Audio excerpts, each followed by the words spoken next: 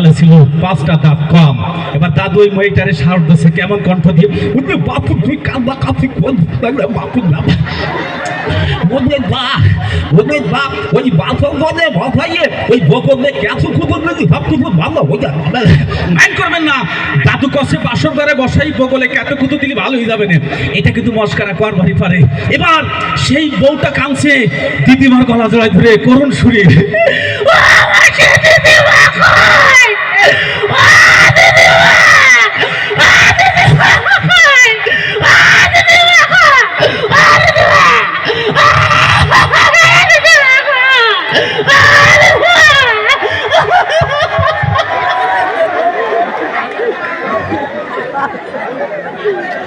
দিদিমা দাদু কি আছে? দাদু আছে? হ্যাঁ আমি তো আছি।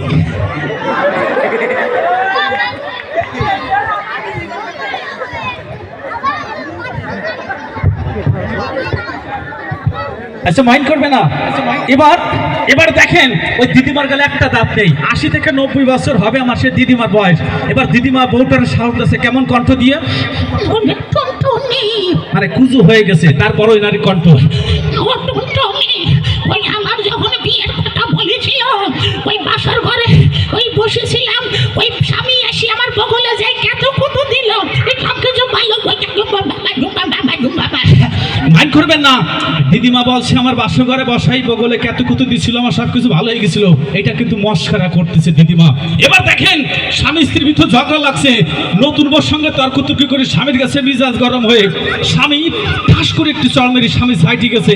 এবার উঠোনে বসে সেই নতুন বউ স্বামীর কেমন করে গালাগালি দিচ্ছে, স্টাইলটা একটু দেখেন। কিছু কিছু মহিলা আছে শহরে গ্রামে সব জায়গায় এরকমই কান্নাকাটি করে, মানে 10 জনের শোনায়।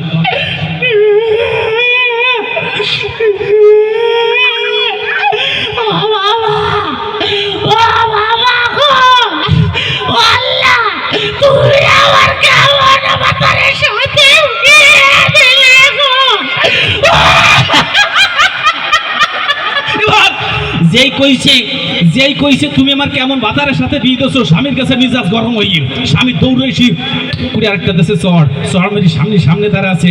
এবার স্বামীর দিকে তাকাচ্ছে আর বউ গালাগালি দিচ্ছে,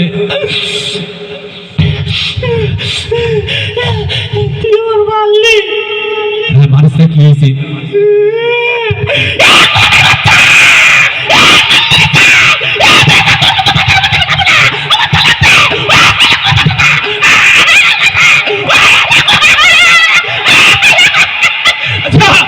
খালি কি আমাদের দোষ বলেন? খালি কি আমাদের দোষ? মেয়েদের কি মোটে দোষ না? এই জন্য বলেছি আপনারা মেয়ে লোক থেকে অন্তত 5 কিলোমিটার দূরে থাকবেন, ঠিক আছে? এখানেই শেষ নয়, আমি চলে যাচ্ছি।